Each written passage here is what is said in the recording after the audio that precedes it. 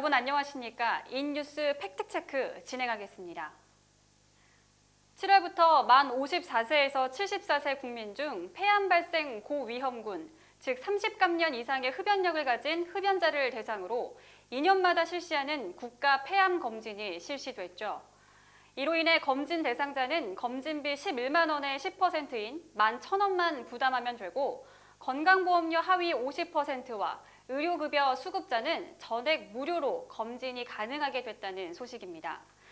그런데 이에 대해 가짜 폐암 환자를 대량으로 양산해낼 수 있다는 일부 주장이 제기되고 있는데요. 과잉진단 예방연구회 주장입니다. 김수영 기자, 어떤 내용인가요?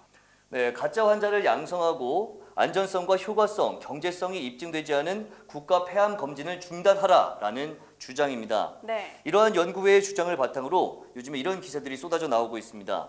정부가 검진 효과를 부풀려서 여론을 호도하고 있다. 사망률 감소 효과 없이 가짜 환자만 양산한다라는 기사들인 거죠. 네, 기사 제목들만 보면은 국가 폐암 검진 문제가 있어 보이는데요. 과잉진단 예방연구회 주장 근거가 있다고 생각하십니까? 네, 일단은 그 연구회의 주장이 전혀 근거가 없지는 않습니다. 보건복지부와 서로 예상하는 확률에 차이가 있긴 하지만 위양성으로 진단돼서 불필요한 수술 치료까지 받을 가능성이 있다라는 말이죠. 가능성이 있다. 그렇다면 왜 정부 차원에서 국가 검진을 시행하게 된 거죠?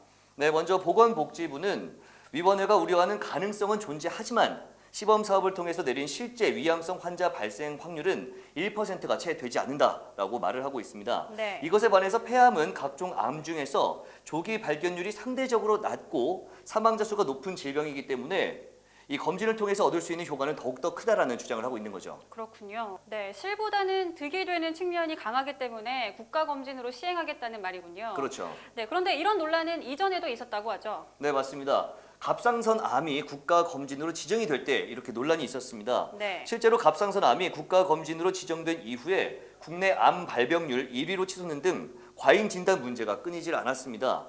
그런데 최근에 서울 성모병원 갑상선 암센터 연구팀이 2008년부터 2014년까지 갑상선 암으로 진단을 받은 환자를 조사한 결과를 발표를 했습니다. 암이 아닌 단순한 종양에 해당하는 환자는 6,269명 가운데 2%인 105명이었다는 내용의 연구 결과를 내놨습니다.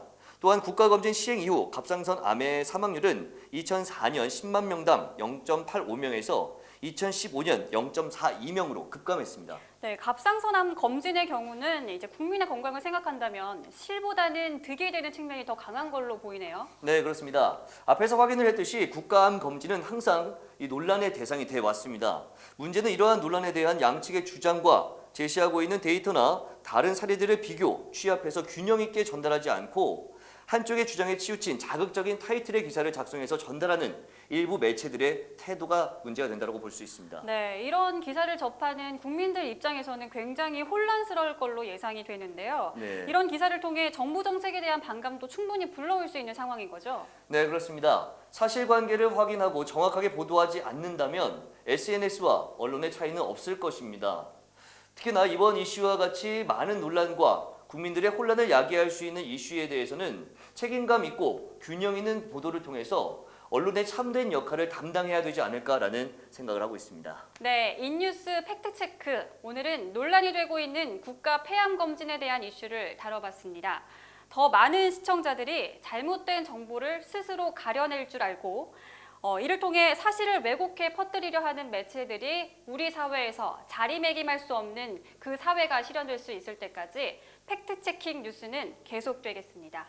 시청해주신 여러분 고맙습니다.